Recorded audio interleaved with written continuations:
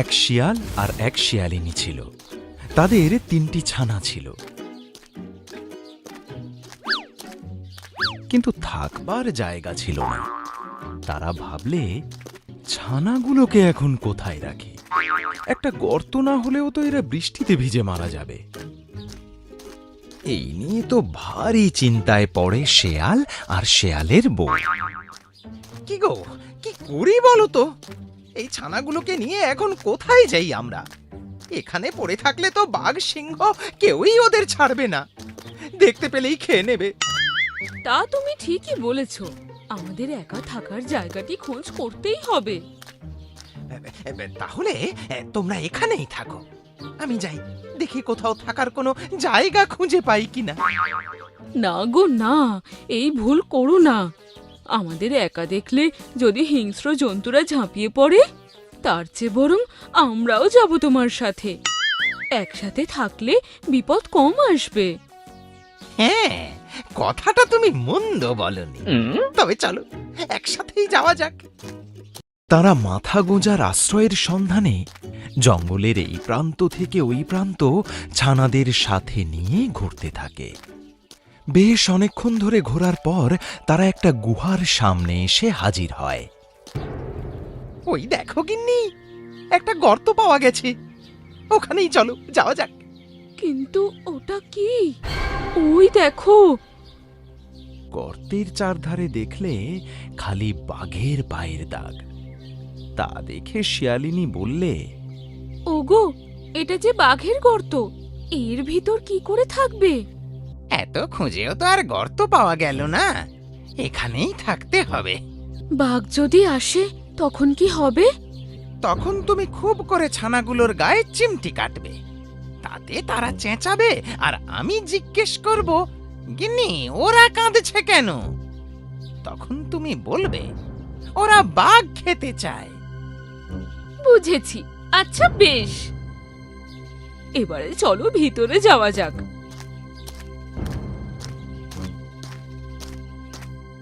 একদিন তারা দেখলে যে ওই গুহার মালিক অর্থাৎ বাঘ মহাশয় আসছে। অমনি শিয়ালিনী তার ছানাগুলোকে ধরে খুব চিমটি কাটতে লাগলো।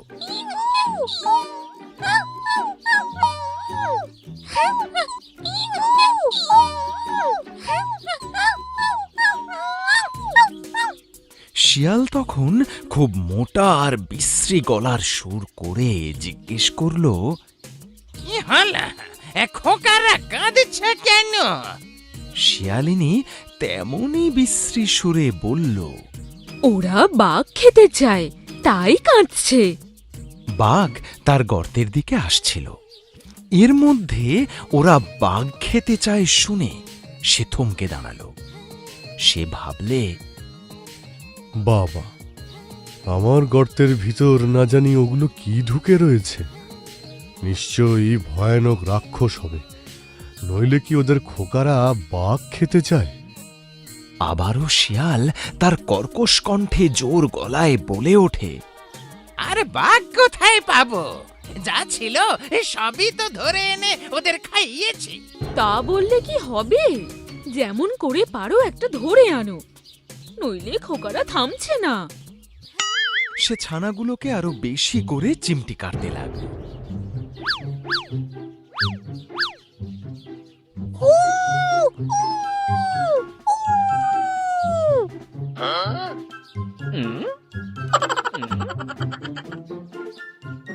আচ্ছা আচ্ছা, রসো রসো, ওই যে একটা বাঘ আসছে।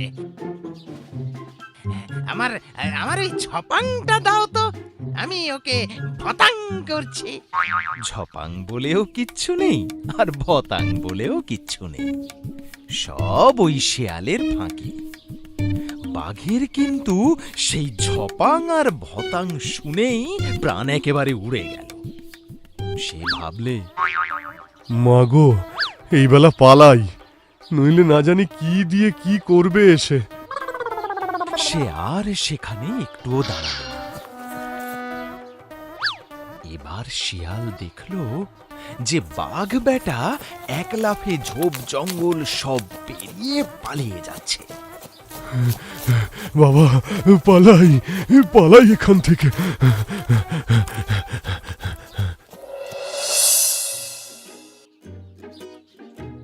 শিয়াল আর শিয়ালিনী লম্বা নিঃশ্বাস ছেড়ে বললে, যাক বাবা, আপদ বিদায় হয়েছে। আচ্ছা গেল, তবে বলতেই হবে তোমার বুদ্ধির জন্যই আজ আমরা এ যাত্রায় রেহাই পেলাম। তোমার বুদ্ধির চুড়ি মেলা ভার। কি যে বলো না তুমি।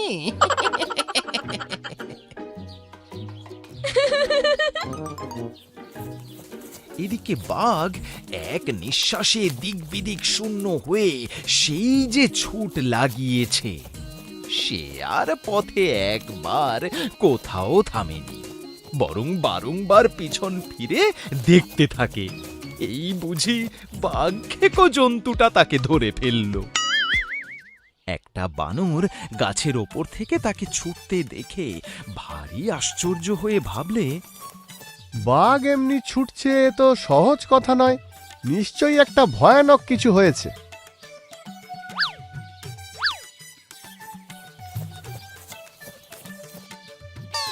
এই ভেবে সে বাঘকে ডেকে জিজ্ঞেস করলে, বাঘ ভাই, কি হয়েছে? তুমি অমন করে ছুটে পালাচ্ছ? বাঘ হাঁপাতে হাঁপাতে বললে, সাধে কি পালাচ্ছি, নলে এক্ষুনি আমাকে ধরে খেয়ে নিত। তখন বানর বললে, তোমাকে ধরে খায় এমন কোনো প্রাণী যে আছে তা আমার তো জানা নেই। এ কথা আমার বিশ্বাস হচ্ছে না। তুমি যদি ওখানে থাকতে তবে দেখতুম, দূর থেকে অমনি করে সকলেই বলতে পারে। আমি যদি সেখানে থাকতুম তবে তোমাকে বুঝিয়ে দিতুম যে সেখানে কিচ্ছু নেই। তুমি বোকা, তাই মিছিমিছি অত ভয় পেয়েছো।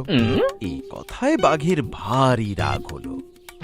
সে বললে, বটে, আমি বোকা, আর তোমার বুঝি ঢের বুদ্ধি। চলো তো একবার সেখানে যাই। বানর বললে, যাবো বই কি, যদি আমাকে পিঠে করে নিয়ে যাও। বাঘ বললে, তাই সই, আমার পিঠে বসেই চলো।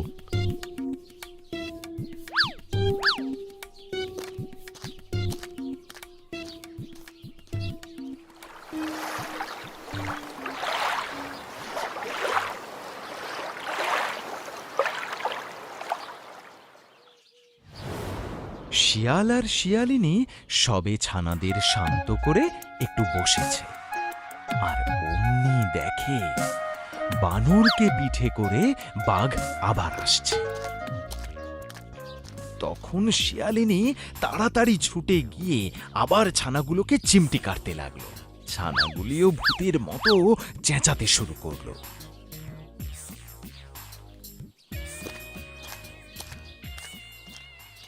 তখন শিয়াল আবার সেই রকম সুর করে বললে, আরে থামো থামো, অত চেঁচিও না, অসুখ করবে যে। শিয়ালিনী বললে, আমি তো বলেইছি, যতক্ষণ না একটা বাঘ এনে এদের খেতে দেবে ততক্ষণ এরা কিছুতেই থামবে না। শিয়াল বললে, আমি যে ওদের মামাকে বাঘ আনতে পাঠিয়েছি, এক্ষুনি যে বাঘ নিয়ে আসবে। তোমরা থামো, এবার থামো। তারপর একটু চুপ করেই সে আবার বললে, ওই ওই ওই ওই যে তোদের বাঁদর মামা একটা বাঘ ধরে এনেছে। আরে কাঁদিস নে, শিগগির ওই ঝপাংটা দে, ভতাং করি। বানরের এতক্ষণ খুব সাহস ছিল, কিন্তু ঝপাং আর ভতাঙের কথা শুনে ওরে বাবারে, ঝপাং আর ভতাংটা কি কোনো অস্ত্র নাকি? আমি আবার কখন বাঘ আনতে গেলাম, আর আমি কাদের মামা? এসব কি হচ্ছে বাঘ ভাই? এসব আমি কিছুই জানি না। ওরে বাবারে, আপনি বাঁচলে বাপের নাম। আমি পালাই, বাঘ ভাই পালাই গো। আর প্রাণ থাকতে তুমিও পালাও, পালাও গো, পালাও। আর সে বসে থাকতে পারল না। সে এক লাফে একটা গাছে উঠে দেখতে দেখতে কোথায় পালিয়ে গেল। আর বাঘের কথা কি আর বলবো।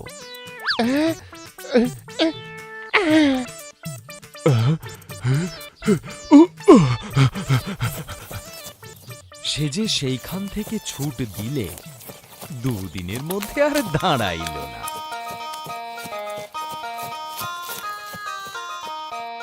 তারপর থেকে শিয়ালদের কোনো কষ্ট হয়নি।